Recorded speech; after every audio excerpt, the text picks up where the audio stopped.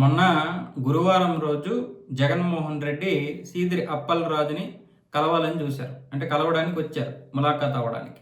అంపోలో జైల్లో ఉన్నటువంటి అక్కడికి వచ్చినటువంటి ఎస్ఐ మీద కొంతమంది వైసీపీ నాయకులు అలాగే కార్యకర్తలు ఆవిడ మీద దురుసుగా ప్రవర్తించడమే కాకుండా అసభ్యంగా కూడా ప్రవర్తించారు. ఆవిడ మీదకి పడిపోవడం, ఆవిడ మీదకి రావడం అవన్నీ కూడా రికార్డ్ అయ్యాయి. దాంతో చాలామంది దీని మీద వ్యతిరేకం వ్యక్తం చేశారు సామాన్య ప్రజలు. ఇది కరెక్ట్ కాదు, మనకి ఎంతైనా రాజకీయాలు ఉండొచ్చు, కానీ ఒక మహిళ మీద అయినా సరే లేదా ఒక డ్యూటీలో ఉన్నటువంటి వారి మీద ఆ విధంగా అనుచితంగా ప్రవర్తించడం కరెక్ట్ కాదని చెప్తే ఆవిడ కూడా మనస్తాపం చెంది అక్కడ బోర్చ పోలీస్ స్టేషన్లోనేమొచ్చేసి కేసు నమోదు చేసింది ఆ ఎస్ఐ ప్రవల్లిక.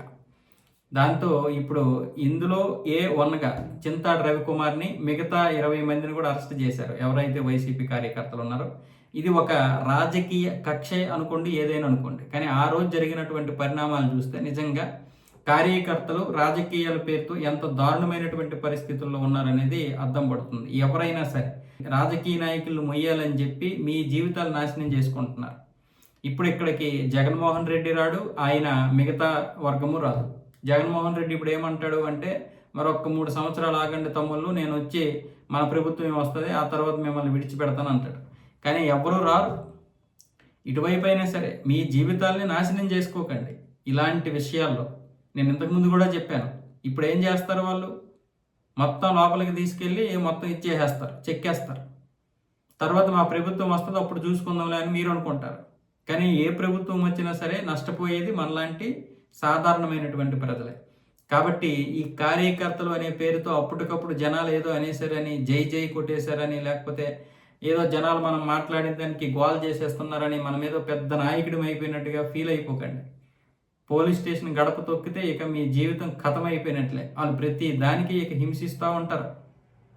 దాన్ని దృష్టిలో పెట్టుకోండి. ఇప్పుడు 20 మందిని బొక్కలో దోశారు. ఏంటి ఇప్పుడు ఎవరి జీవితం అది? మీ జీవితం. ఎవడు రక్షిస్తాడు? ఎవడు రక్షించడు. రేపు చంద్రబాబు నాయుడు అయినా రక్షించడు, పవన్ కళ్యాణ్ అయినా రక్షించడు, జగన్మోహన్ రెడ్డి అయినా అంతే. మనం ఎంతలో ఉండాలో అంతలోనే ఉండాలి. అంతకు మించి దాటి చేస్తే, అంతకు మించి చేస్తే ఎవరు పట్టించుకోరు మనల్ని.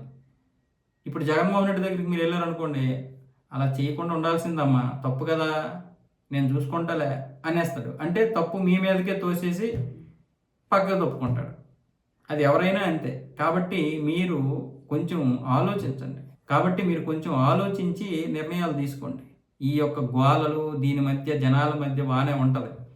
ఆ నెక్స్ట్ డేనే 24 hours దాటిన తర్వాత వాళ్ళు పిప్పి పిండి చేసేస్తారు.